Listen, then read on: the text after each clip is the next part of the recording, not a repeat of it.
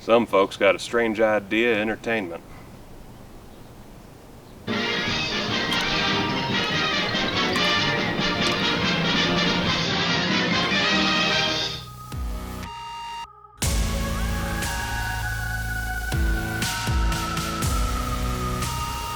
Why won't you die?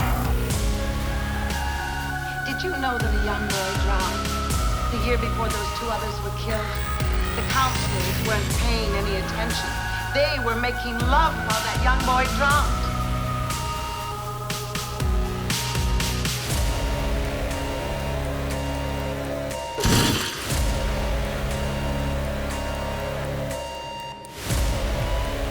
His name was Jason.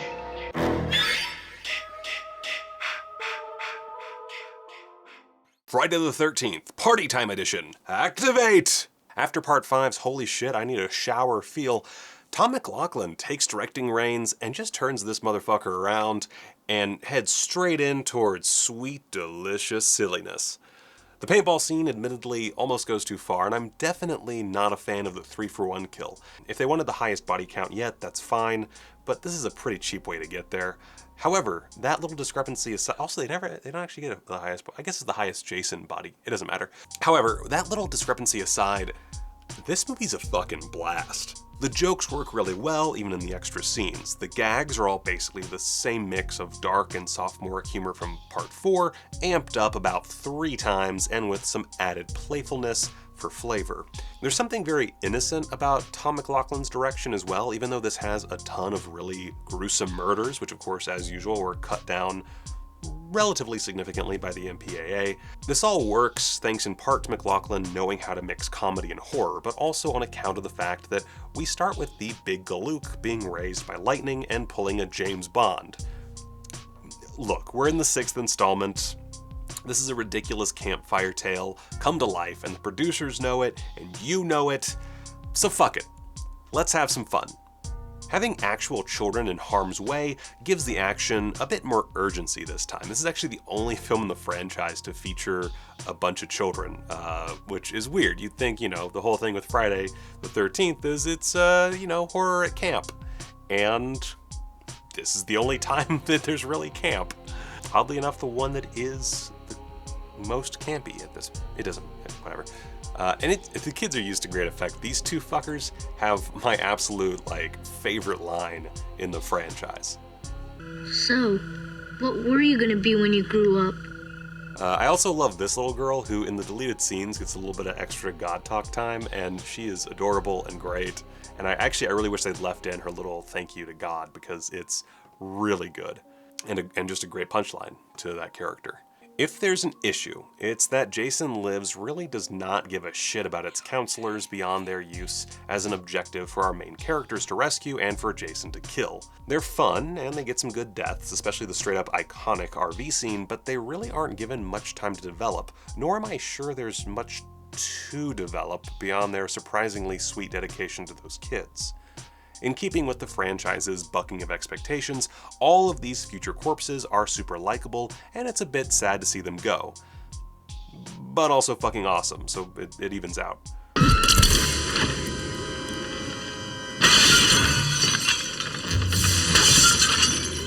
Fucking sick. Also, but fucking sick. Most of our characterization is handed over to Tommy, Megan, and her father, the sheriff, and that's just fine, honestly. Megan is exactly the kind of bad girl we need in a movie that's this self-aware, and her relationship with her father and his relationship in turn with Tommy makes for a nice triangle of dramatic tension to keep the whole thing afloat in between all the fun murder time. Not that there's really all that much time between the fun murder time, but whatever.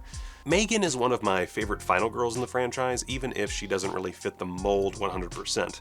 Really, Tommy's the final girl in this one. Megan's the woman behind the man, and like most times in history, he might get the glory, the big fuck yeah moment, but he wouldn't be there without her. She does manage to slit Jason's throat with a boat motor, so I guess she does technically get the final word on the matter, actually. Man, Megan's fucking rad. Sheriff Garris is a great foil for Tommy to contend with, and his final moments attempting to save his daughter are kinda heart-wrenching. And backbreaking.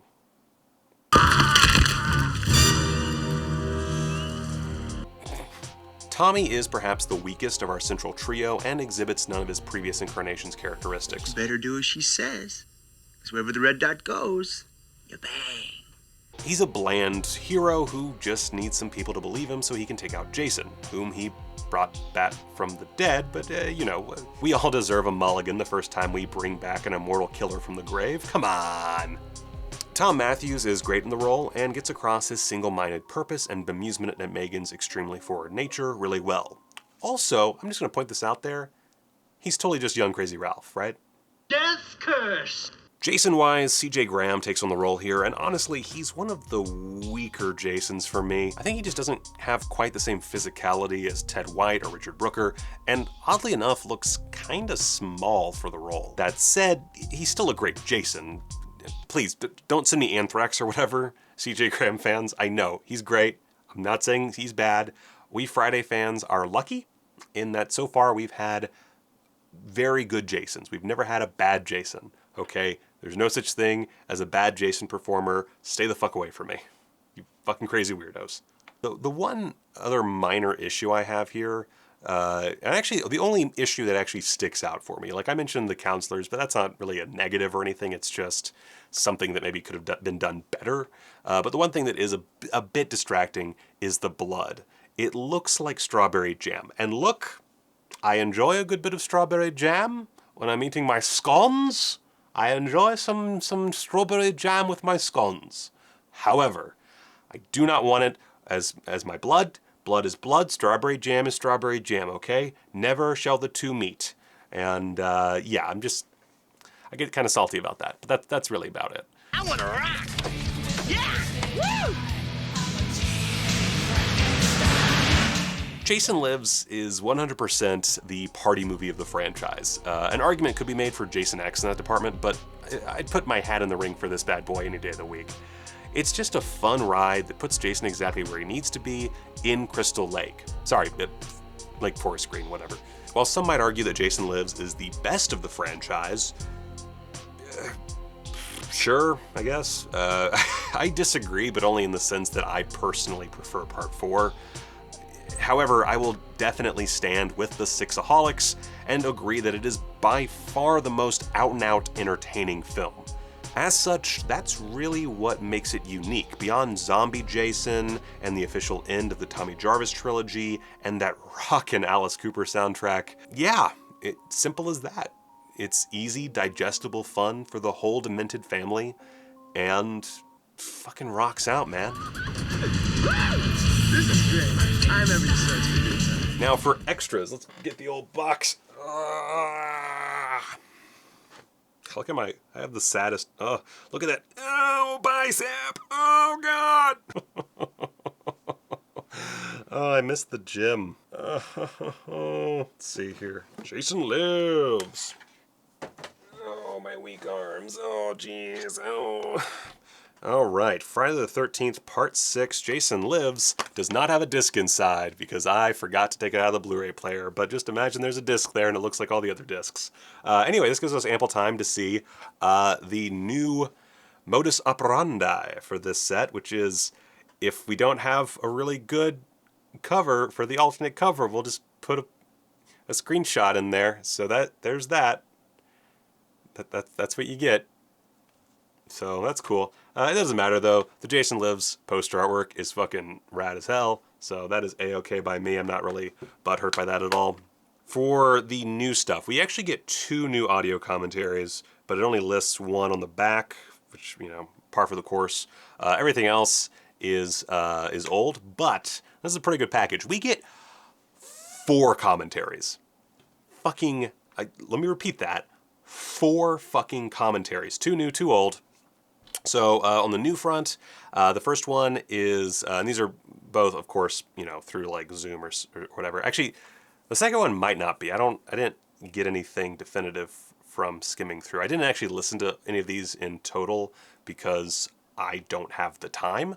I'm putting these videos out, in case you didn't notice, really fast. So I did not get to listen to them in their entirety, but I did skim through. And the second one doesn't really sound like it's over Skype or Zoom or whatever. That one actually might be in studio, considering they have their own setup. Anyway, the first one, which definitely was done over Zoom or Skype or something, it's audio commentary with Tom Matthews, Vinny Gustafaro, Carrie Noonan, Cynthia Kania, whatever. I could go back and listen to her say it, but I'm not going to. C.J. Graham and author Peter M. Bracke to moderate everything. It's very informative. It's a warm commentary. They seem to get along pretty well. And yeah, it's perfectly good, informative, nice actor commentary. So definitely recommend that. And then the other one, my personal favorite, and this will come to as no surprise to you, commentary with Adam Green, Joe Lynch, and Tom McLaughlin. Awesome. Honestly, if I wasn't so short on time, I would have listened to this in its entirety, but I have to get this done right now, and I was up to the last minute with this disc.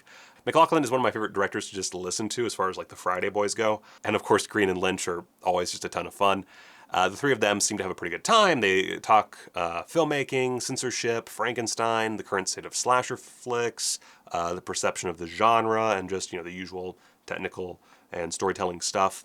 Very good commentary. I'm very excited to go back and listen to this one. It might be the first thing I really listen to once I'm done with this series, or if I have like a bit of time in between to just like sit back and relax. Really excited about this commentary. The other two commentaries, one's just Tom McLaughlin by himself. That's from a previous release.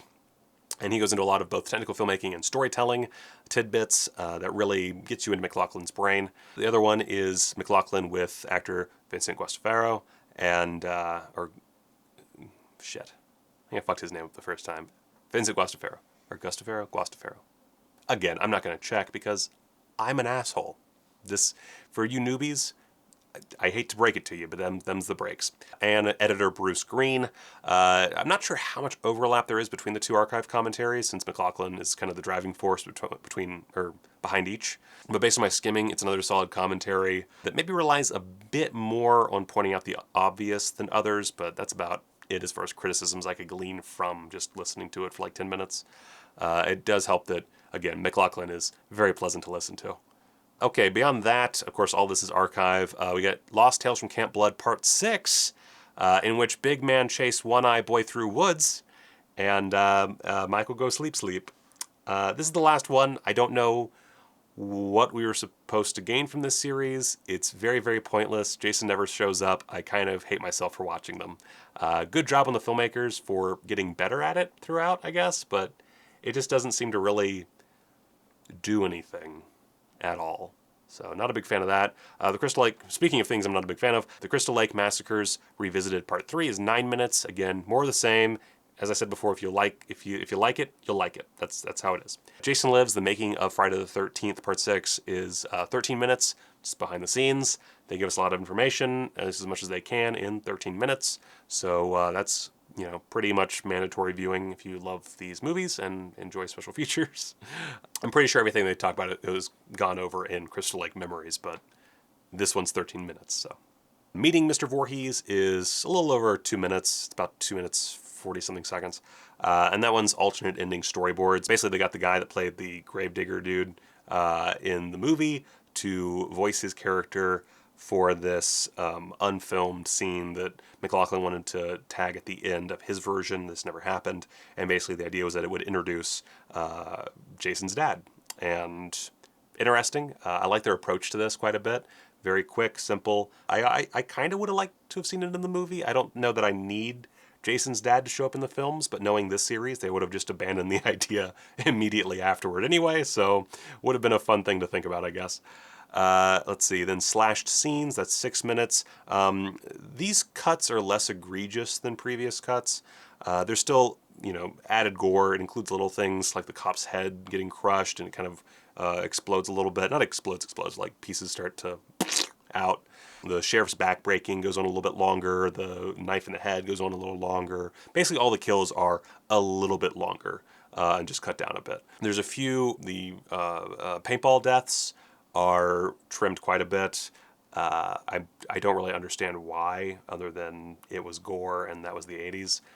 It doesn't really fit the cruelty rule as far as, it's, too much suffering or anything. It's just you can't show a bunch of heads hit the ground, I guess. Fucking 80s. Beyond that, you get a Fango article, trailer, TV spots, stills gallery. Pretty standard stuff, but those 4 commentaries are pretty sick. and that one with Adam Green and Joe Lynch and Tom McLaughlin.